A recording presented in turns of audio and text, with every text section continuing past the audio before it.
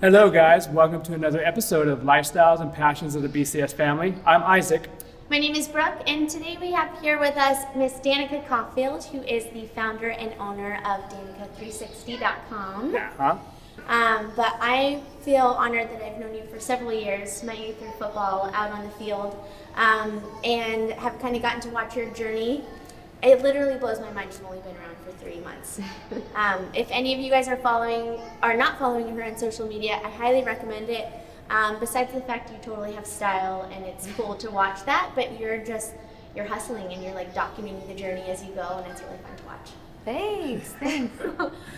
So we're gonna get a little bit into your brand, but just the preface to that is you started in Chicago, went to Ohio, moved to Southern California, taking big leaps of faith every time, and then you kind of went through the corporate fashion clothes buying side of it. One piece of information that was really valuable you gave me is just explaining how do you get in the door when you're looking to make a contact in a new industry, looking for that job. Sure. A big key while I was in college was LinkedIn. So at the time, made a profile, and I guess the best advice is be a savage on LinkedIn, and don't let it hurt your feelings. If people don't respond, that's okay. It's not a big deal. It's not personal. No, it's never personal. People are busy. They have things going on. So it doesn't hurt to email someone and then follow up multiple times. If you want it, you have to be hungry. So my example is that while I was looking for an internship, I applied for 32 internships. I heard back from 2 places. One was Target Corporate, declining. And the second, actually, they didn't respond to me. I found recruiters on LinkedIn for Victoria's Secret because I wanted that job more than I wanted life.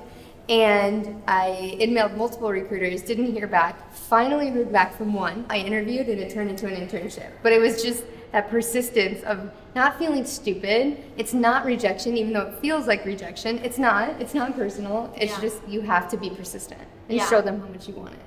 So LinkedIn, obviously social media has evolved with time. Now maybe it's Instagram, Twitter, whatever, but just the persistency and not being afraid to direct message, and I just feel like you believed in yourself and knew what you wanted and just went after it and didn't let things stop you.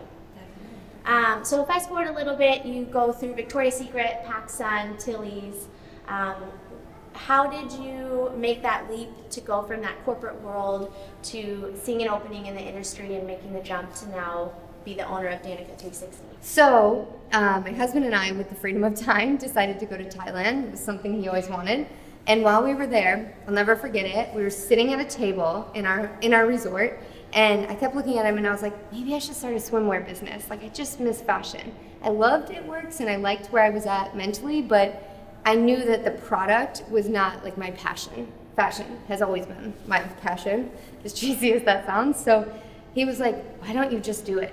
Like, stop saying you want to do it, just do it. And I was like, I'm scared, like, I don't know if I can. It takes a lot of capital, like, that's a lot of like my savings. I don't know if I'm ready, all these things, right? And he was like, you're not gonna know unless you just try.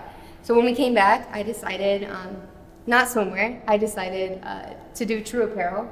Swimwear to me at the time was just it made sense easily to go after, but decided like apparel was the route that I saw the most potential.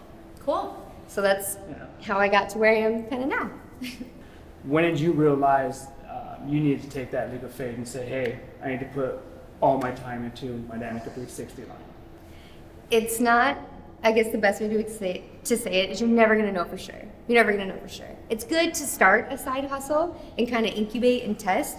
Like, I'm not recommending just jumping face first in and then going broke and, completely tumbling. But I do think you're going to hit a point that, like I did with It Works, where I was trying to work it as a side hustle, but also had a full-time job that was extremely demanding. Being a buyer like that is like 60 hours a week, right? So I come home super tired, hungry, like burning yourself out, that I knew if I didn't jump into It Works, it was never going to work. Like, I knew I couldn't split myself into 2 and say, like, I'm just going to do this on the side and do this and expect the side one that was getting like a 1/5 of the time to take off for me, and so I could let go of the other. So it kind of took a leap of faith. I would say financially, I had a lot of conversations with my husband. I did have a savings. We do real estate on the side. So it was like a decision of us together to say, okay, I'm going to live off of my savings. I'm going to give myself 3 months. If I can't make this take off in 3 months, I will go back and get a corporate job.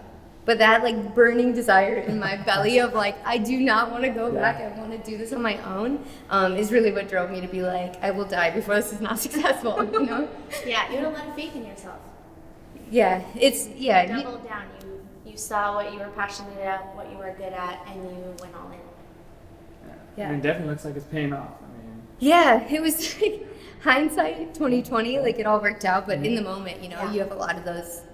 It's like a relationship. You know, you look at the person and you're like, I think this is right, but I'm not like 100% sure. It's like the same thing, you know? You're like, I could probably do this, but you never really know for sure, right? Until you just go for it and you just go all in. Yeah. Nice. Awesome. Cool, I love it.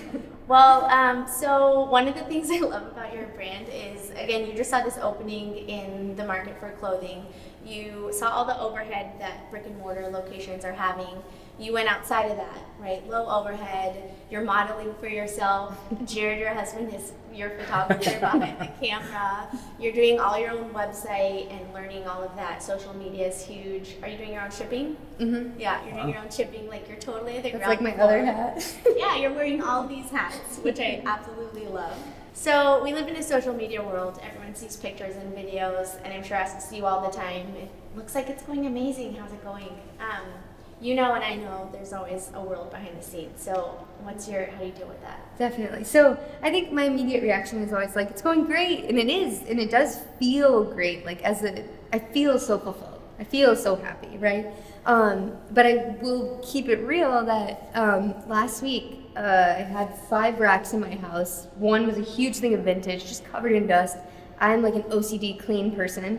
So living in all of that was like, I would go to bed, it's like 3 a.m. I'm trying to get orders out, get products live, manage SEO, just all these different things I'm learning and doing at the same time, right? And I hit a point where it was 3:00 in the afternoon, I called Jared and I FaceTimed him and I was like crying and I felt like I couldn't breathe and I was like, I think I'm kind of having a panic attack. And he was like, what is wrong? You were fine this morning, like what's wrong? And I was like, I just feel like I can't get away from it. And it's not that I was unhappy and it's not that I don't like it. It was just like I hit this point where like it just felt like my to-do list was 3 miles long and I had like so many competing priorities and my head was like messages are going off from customers and I'm trying to help them and I'm trying to upload this whole rack of products and I know I have to clean all this vintage and I have to find time to get a shot and I don't have a photographer and I'm not paying a model. I'm the model. I'm just grabbing him when I can between the meetings to shoot. So you know, all of those things kind of just stacked up and hit me. And it was weird because I didn't even see it coming. And he was like, okay, we need to get these, like, we need to either get you some kind of warehouse or an office. And he was like, you know, we're trying to keep it low overhead, so we're trying to cut all that kind of stuff out so we can keep the prices really low for the customer, you know, and stand behind nice quality at much lower prices. But it also hits that point where it's like, well, I won't be able to drive any kind of business if I'm not mentally able. So luckily his boss, they have an office space in Costa Mesa, said I can move in for free for a month and try it out. So that buys me a month of things being out of the house to kind of like figure out what that next move will be for us. So all in all, it's great, but I will not lie, like it takes everything you have. Like all my weekends are being traded in for pop-up shops, which I love and I'm not complaining, I'm happy with it, but it does take a lot of that. Yeah. Hustle for sure. Yeah. Well, I'm proud of you. I know what those initial stages are like, and it's worth it. Yeah. I think you have a really good idea, Nathan Brand. And that brings us to like the purpose of this video is to highlight you as your passion, and you're really living it, and you know, walking the walk, walking the talk. Well, I made what I would like to think is one of your first purchases, and it didn't quite fit. Yeah. And so I actually brought it back with me here today, and I was hoping we could maybe try some stuff on. Absolutely. Maybe exchange it. We'll give you some feedback. Absolutely. We're gonna try on that. Is that a new connection you got there behind you? Yeah. So we actually just shot this morning. This is part of our new vintage collection that's launching. So these are all pieces from Europe and LA that we found, one-of-a-kind, unique pieces that once they're gone, they're gone. That's awesome. I think we need to showcase a Isaac, couple let's of try them. some on. All right, let's do it. Really?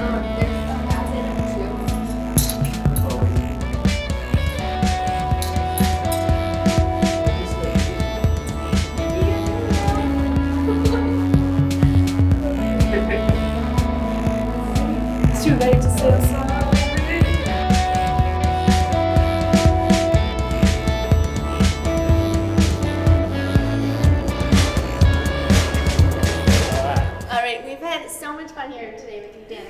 thanks for the outfits and for hosting us here at your office.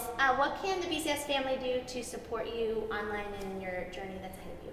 Yeah, come out. We do pop-up shops like from LA all the way down to San Diego, Huntington Beach, Newport. So come out, check out the line. If you like the stuff, please tell your friends. It means the world. I appreciate all of your support. Yeah, and I'll add to that to follow you on Instagram, on Facebook. You're up to big things, and I think now that people know a little bit of your story behind it, it just makes it even more personal. So Awesome. Cool. Much success to you. Thank you guys so much. I love both of you. This has been so fun. Thank you. we will have to do this again. Yeah. All right, cool. Thanks for joining us again. We'll leave you with our dance we usually do. Is it too late to say sorry? Has it entered your body?